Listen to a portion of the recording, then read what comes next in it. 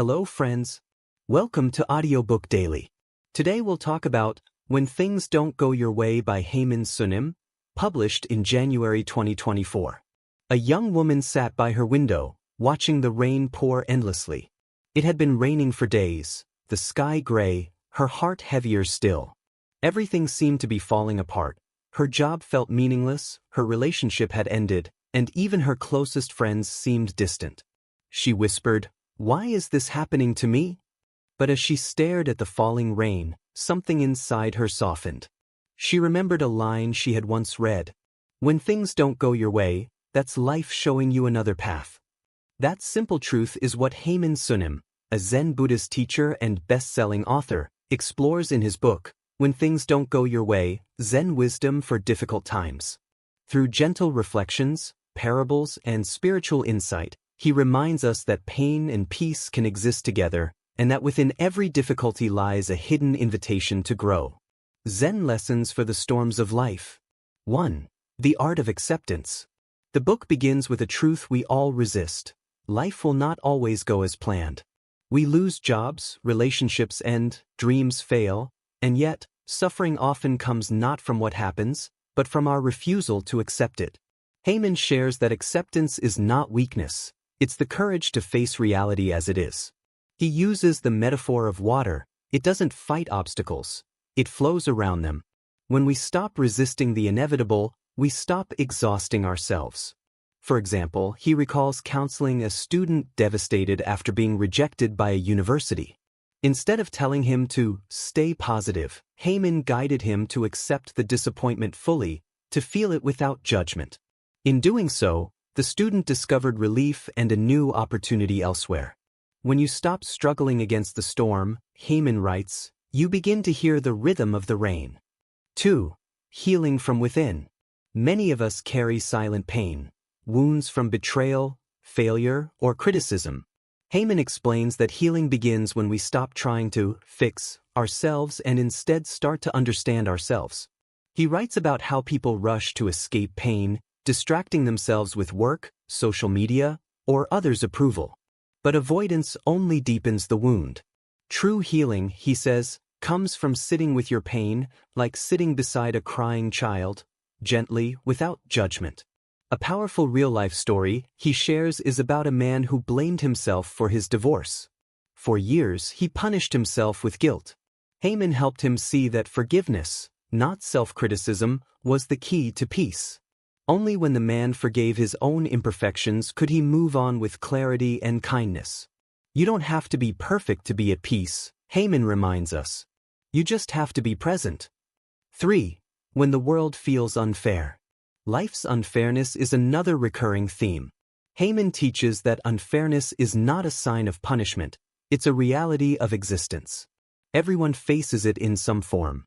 The key is to not take pain personally.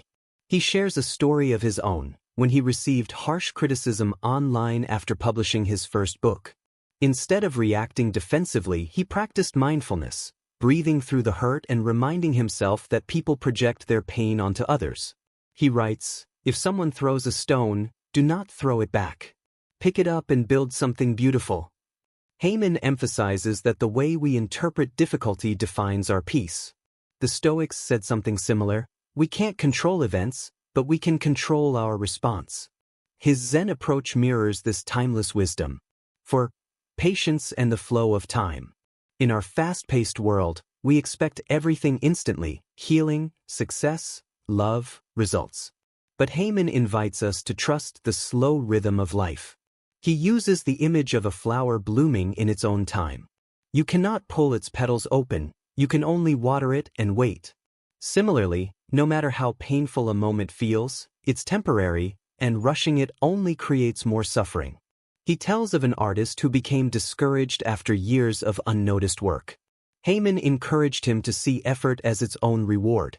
A few years later, that same artist achieved success, not because he chased it, but because he stayed patient, consistent, and kind to himself through the struggle. Everything blooms in its season. Your season will come, too, Haemin assures. 5. Compassion, the bridge to peace. One of the book's most beautiful lessons is about compassion, for others and for yourself.